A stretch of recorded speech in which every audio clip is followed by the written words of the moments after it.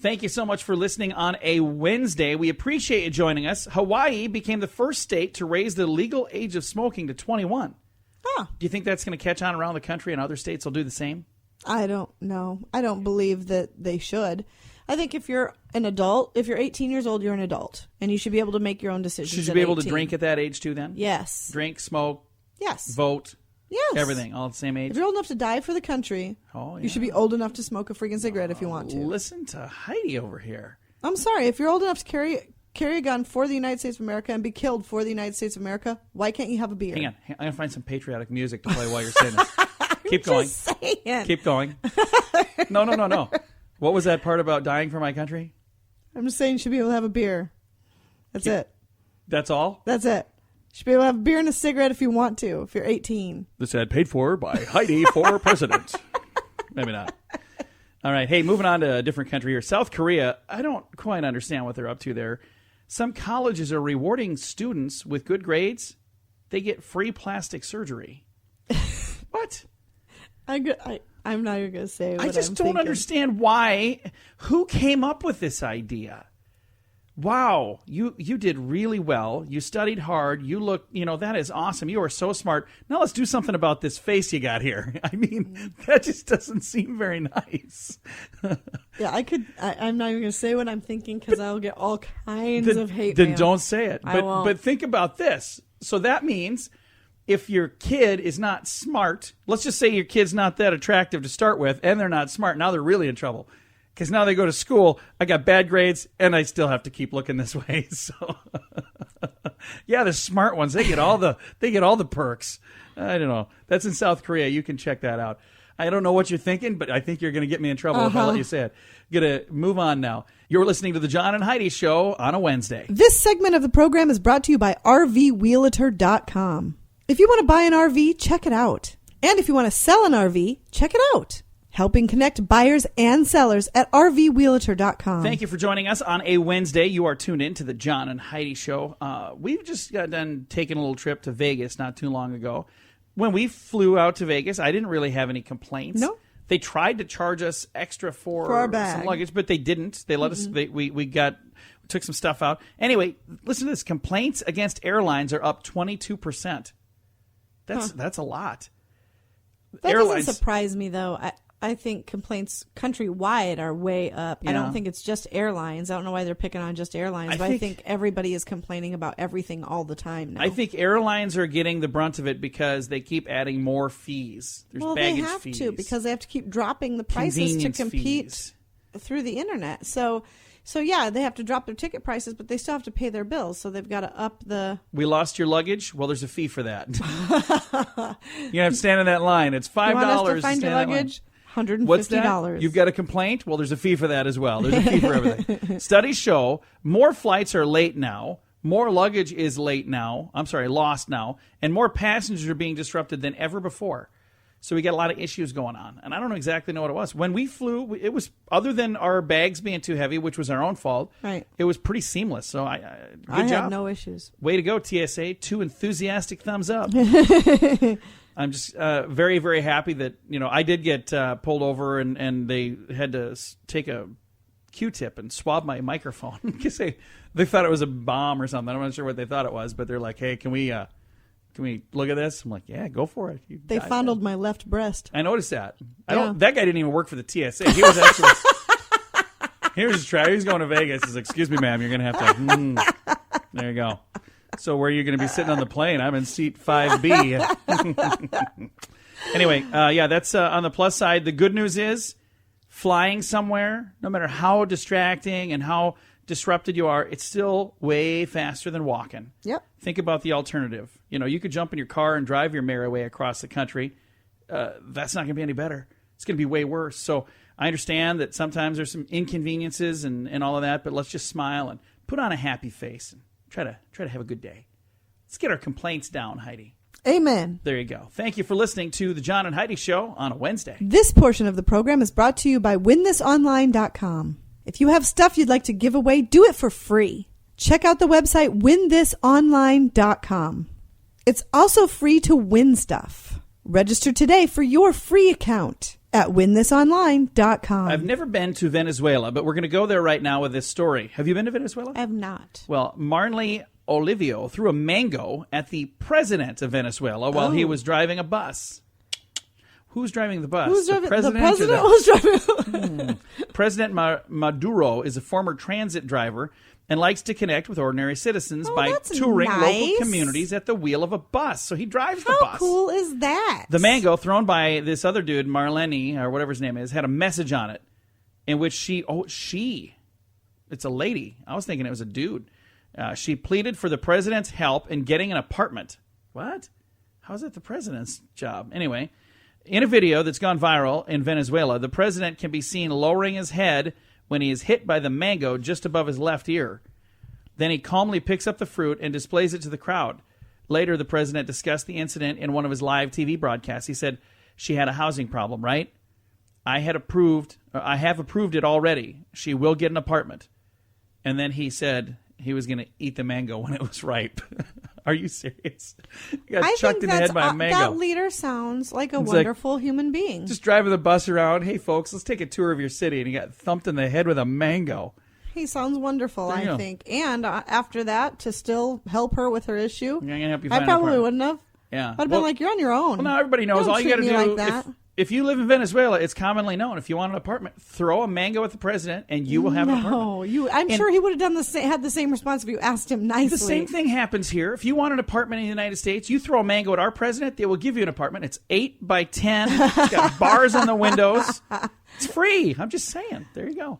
You're listening to the John and Heidi Show on a Wednesday, and we appreciate you doing that. This portion of the program brought to you by DirecTV. Sign up today at 1-800-259-7646. That's 1-800-259-7646. In Pennsylvania, a teen set a new world record for solving the Rubik's Cube. I love the Rubik's Cube. I've never been good at the Rubik's Cube. I cannot solve the Rubik's Cube. It's just frustrating for me.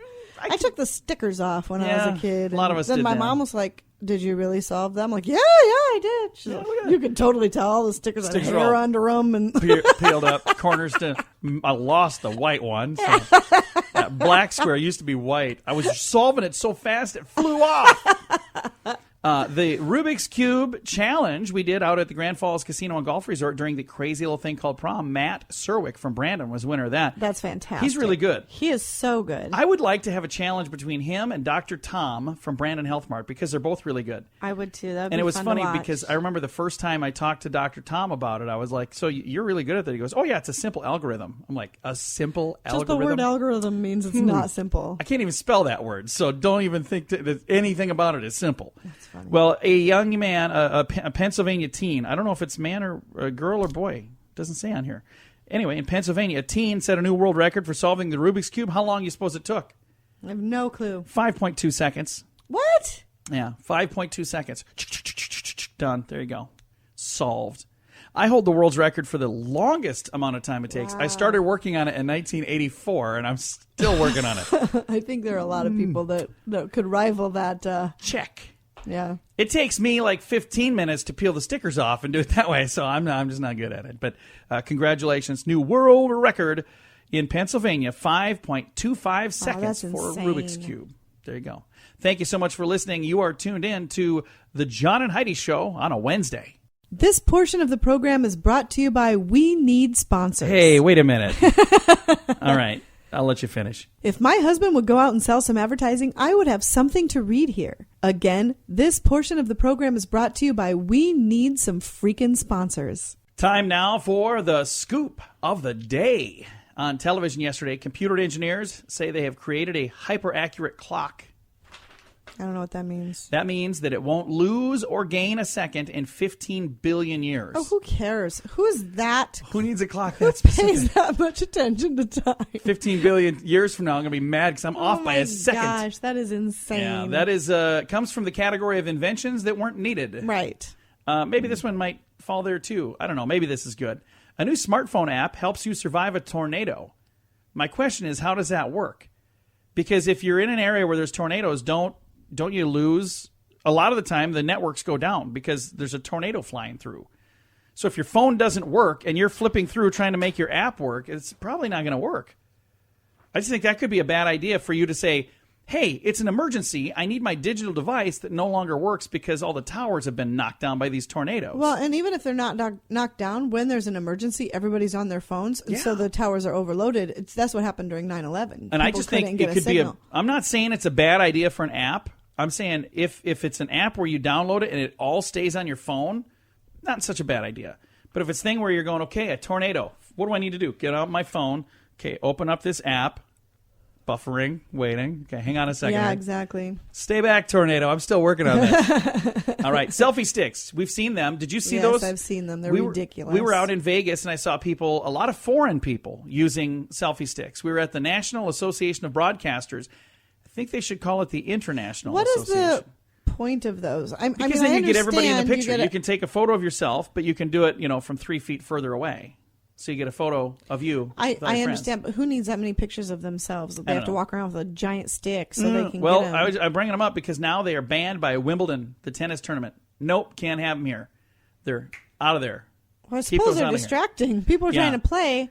Yeah, people are using these sticks for photos, and people are trying to do their other stuff. They're like, yeah, leave that alone. All right, a South African kayaker recently came face-to-face with a great white shark when the predator grabbed his boat, gouged it, and spent an hour harassing him. Yeah, the shark harassed him. The shark was harassing him. He said he's a bully shark. That is a bully shark. He's bullying me, like Kevin does on Shark Tank. You bully. That's Heidi's favorite shark. He is my favorite shark. This is a different kind of shark. This is a real great white shark. A Kentucky woman who allegedly tried to strangle another woman with a brassiere was thwarted recently when the victim fought back with a ceramic chicken.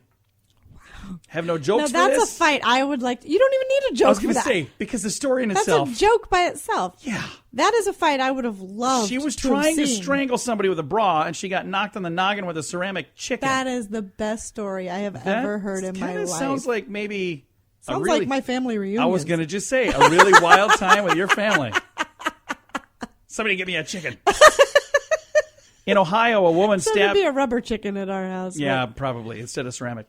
Moving to Ohio, where a woman stabbed her boyfriend because he ate all the salsa. Seriously. She stabbed him. Can't blame her. She probably told him not to eat it. She probably just bought it. You know how many times I would love to stab you? I come home from the grocery store. I buy ingredients for a recipe. And I go to get that ingredient out. And I'm like, where is whatever? Where are the olives? Those black olives? One time yeah, the black olives. Where are the black olives? I needed them for. You needed those? You need those? Yeah, I kind of needed those. You should have told me. Maybe you should have marked them. I need these. So she probably bought it for a recipe, and he ate it. Can you imagine getting so mad that you'd stab somebody, though? There are days, my love. And an armed robber in his 60s broke his leg while holding up a convenience store in Japan. He's in his 60s. He was doing a little hold-up, and he broke his leg. He then used the store's telephone to call an ambulance. Police are planning to arrest him when he gets released from the hospital. That's not good. So if you're in your 60s and you're still robbing the stores to, make ends meet, you might have planned things poorly. Just thinking out loud there. And this is adorable. Quack, quack. A duck ringtone helped a Louisiana firefighter rescue 6 ducklings from a storm drain. Oh, isn't that cool? That is cool. We're ending on a happy note today. Yesterday we had a weird story to end with, and it was uncomfortable. So we're ending on this happy note. Spokesperson Chad DeFont of St. Tammany Fire District Number 1 says, even with the realistic quacking sounds coming from my cell phone, it took firefighter Cody Connect about 90 minutes to catch the first 4 baby mallards in the southeast Louisiana community of Slidell. Said the others were snatched up in about an hour. It took about an hour to get them all calmed down. 6 ducklings were reunited with their mother on Saturday in the canal behind the home where the residents reported the ducklings had fell into the drain. Oh, that's too bad. He says the fire station's second duck rescue within 1 week. So they had 2 duck rescues in a week. Huh. They had to get another one that was stuck in a chimney. Yes, it says right here. How did a duck end up in the chimney? I'm not sure. Maybe he was flying along and fell into the chimney. I don't know. How do you... One is in a drain and one is in a chimney. All right. That's where Duck, Duck, Gray Duck comes from. He'd be gray when he comes out. I was thinking there's probably a Duck Dynasty joke here somewhere, but we'll move on. It is a Wednesday, and you are listening to John and Heidi. This portion of the program brought to you by BillionAuto.com.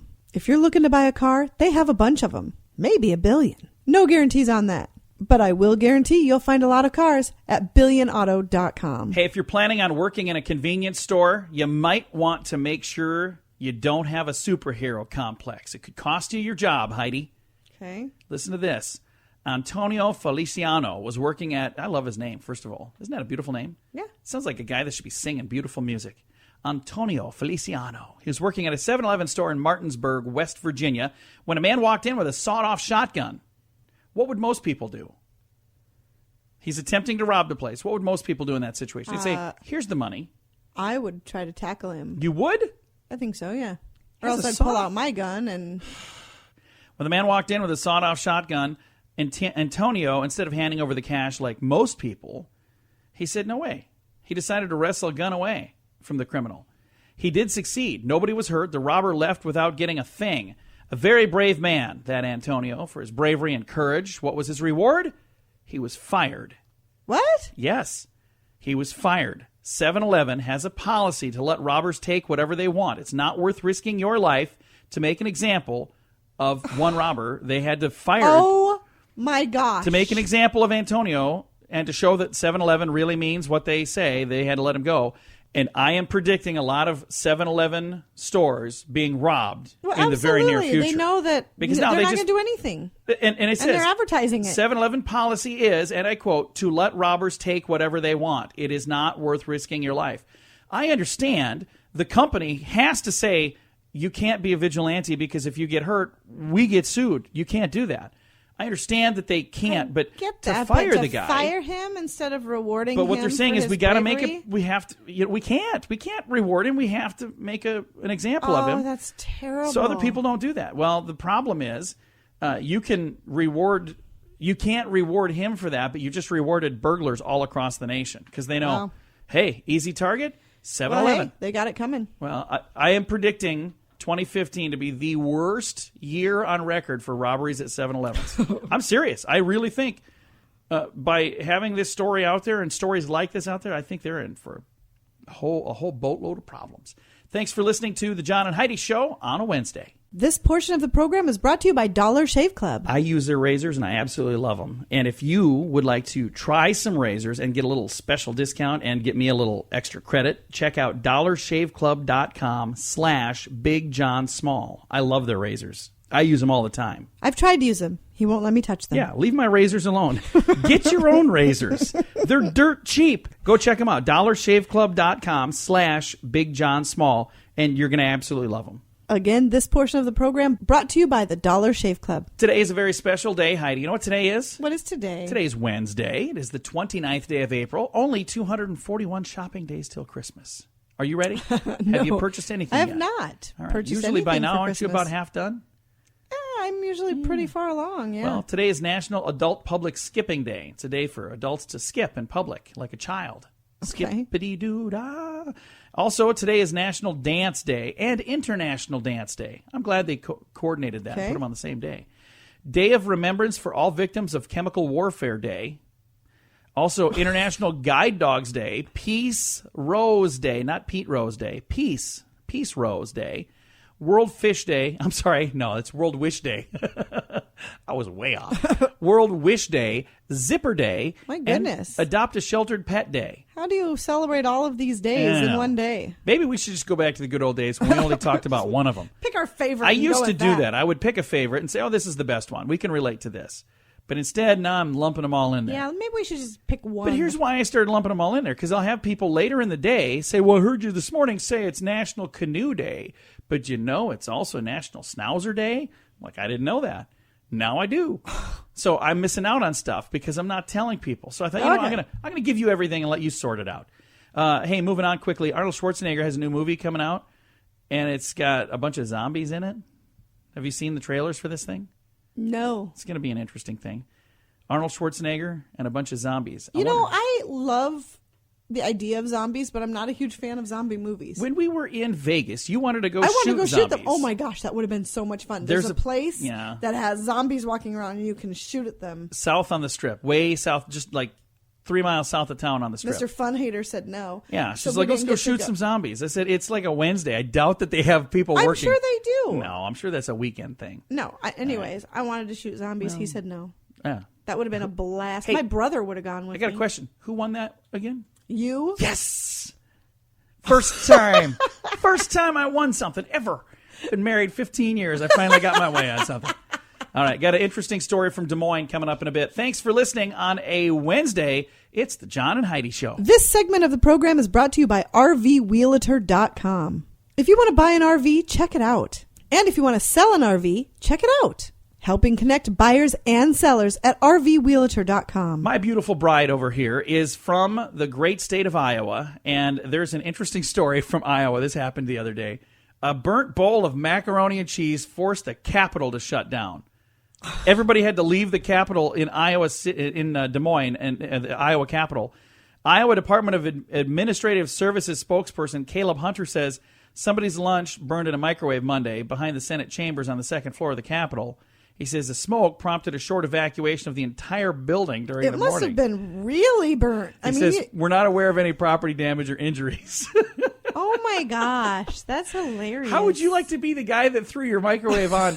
I meant to hit a minute. I accidentally hit 10 minutes, and I walked away, or whatever he did. I don't know.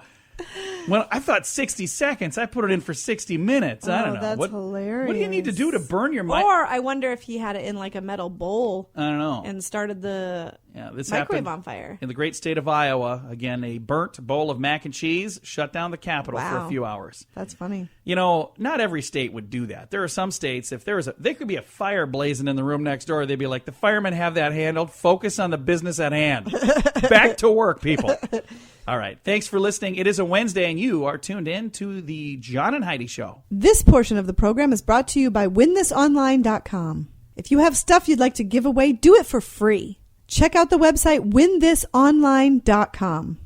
It's also free to win stuff. Register today for your free account at WinThisOnline.com. Visiting an IKEA store could be more than just a test of your patience. It could be a test of your relationship, Heidi. All right. According to an article in the Wall Street Journal, and they know everything about everything, don't they? Of course. No, maybe not everything.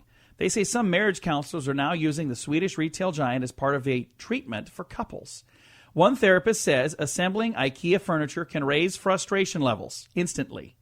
If a couple can learn to cooperate while putting something together from IKEA, the exercise can bring a lasting bond.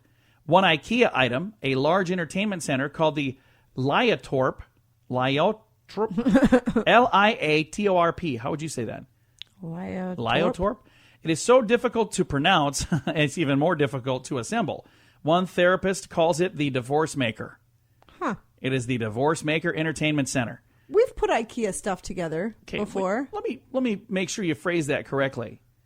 I have put IKEA stuff together. And I'm there right with you, helping you and handing you the stuff. And you're there enjoying a glass of and... wine while I'm trying to figure out what in the hell is this thing for? Where did this come from? Is this a... Why does this have a... Shouldn't have a hinge. I love IKEA furniture. It's a table. Why does a table need a hinge? Pretty sure this came from a different bag. Yeah, I do get to put that stuff together. I love it. And it does look nice. We have some chairs out here right now from IKEA, don't we? And they're neat. They're put together like they're made from a box. I mean, you can totally tell they're not high quality, high end furniture. That's not what their model is based on. A couple of cool lights from IKEA. We do. We have a really cool on-air light. IKEA is one of my favorite stores. We have an on-air sign. It's the shape of a sun. I think it goes in a kid's bedroom, really. But we were at IKEA, Minneapolis or somewhere, and we saw it, and I was like, oh, hey, that's a sunny. Let's get that and make an on-air sign out of it. So that's what we did. So anyway, if you'd like to test your marriage, you're supposed to go to an IKEA. And we test our marriage every day by working together. Yes, we do. How's it working so far? So far, it's been good. You're listening to John and Heidi on a Wednesday. This portion of the program brought to you by DirecTV. Sign up today at 1-800-259-7646. That's 1-800-259-7646. Fun story here, Heidi. 2 crooks steal the worst getaway vehicle of all time. All right. 2 men in Norway broke into an ambulance boat, possibly looking for drugs, but they bumped into a thing that set off the alarm. The crew came running, and the men tried to escape in a small rowboat. Oh, my God. They had one minor problem. They didn't know how to row. The ambulance boat quickly chased them down because they were paddling in opposite directions and basically turning in tiny circles. Full speed ahead. All right. And they're just rotating in circles. Oh, wow. This sounds... That should have been on tape somewhere. Oh, that's hilarious. That is from Norway. The guys were just laughing. I think if I was the guy that was supposed to arrest him, I would pull out my smartphone and tape it first. Oh, my goodness. Like, trust me, we're going to be able to catch him. I can doggy paddle faster than that. We're okay. Again, that's in Norway. Thank you so much for listening to the John and Heidi Show on a Wednesday. This portion of the program is brought to you by We Need Sponsors. Hey, wait a minute. All right. I'll let you finish. If my husband would go out and sell some advertising, I would have something to read here. Again, this portion of the program is brought to you by We Need Some Freaking Sponsors. Australian researchers have found that eating food high in fat and sugar reduces anxiety. Huh. That's in lab tests. They took 2 groups of young rats away from their mothers, and they gave one a group of junk food and the other healthy food. They found the rats on the junk food were much calmer than the rats eating healthy food. Because they were lethargic and diabetic. I would like to complain, but I am tuckered out. Just walking through this maze. Bad news is junk food still makes you fat, and it's not good for you. The researchers say they'll next see if exercise can be as good as junk food at relieving stress. Stay tuned. As the lab rat hamster wheel turns. And a Japanese court has ordered McDonald's to pay more than $70,000 to an overworked store manager for years of unpaid overtime. Good for them. 46-year-old Hirishi Takano claimed that he had worked more than 100 hours of overtime every month without ever getting a day off. He'd come to work at 6 a.m., and the increasing number of responsibilities would find him heading home at about midnight. Wow. And he was supposed to be working 8 hours a day, but he was there from 6 a.m. till midnight. So there he goes. McDonald's may make appeal.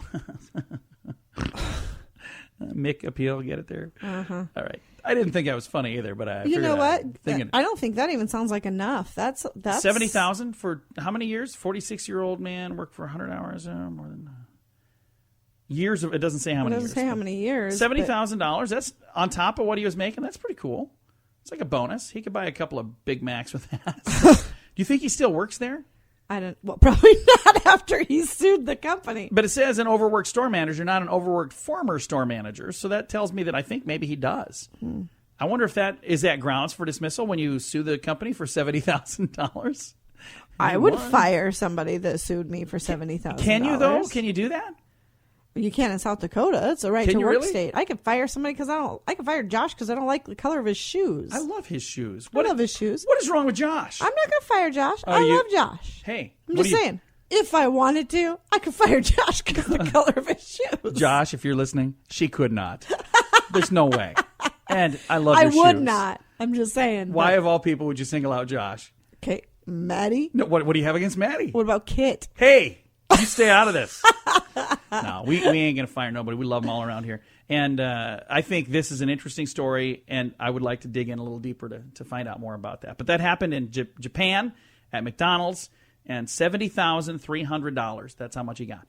Thanks for listening on a Wednesday. You are tuned in to the John and Heidi Show. This portion of the program is brought to you by Dollar Shave Club. I use their razors, and I absolutely love them. And if you would like to try some razors and get a little special discount and get me a little extra credit, check out dollarshaveclub.com/BigJohnSmall. I love their razors. I use them all the time. I've tried to use them. He won't let me touch them. Yeah, leave my razors alone.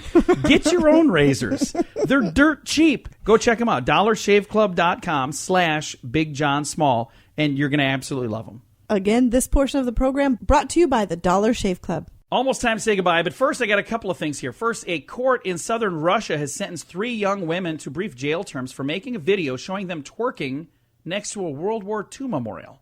Oh. Russia celebrates their 70th anniversary of the Allies' victory at the World War II next month, an emotionally charged holiday that the Kremlin has been using for propaganda purposes for years. The sentencing of these young ladies, 19-year-old and 2 that were in their 20s, 15 days in jail. It comes after they launched a probe. They were twerking in a sexually provocative dance involving thrusting of the hips near this memorial. And I have not seen the video, and I don't care. Prosecutors say in a statement, 5 women were found guilty of hooliganism. That is the word they used, hooliganism. I didn't know that was a word. I like it, though. Can I get that on a license plate? Hooliganism. Probably not. 2 of them were spared jail because of poor health. What in the world? What do 19-year-olds, their poor health, they couldn't go to jail? I didn't know that was a way to get out of jail.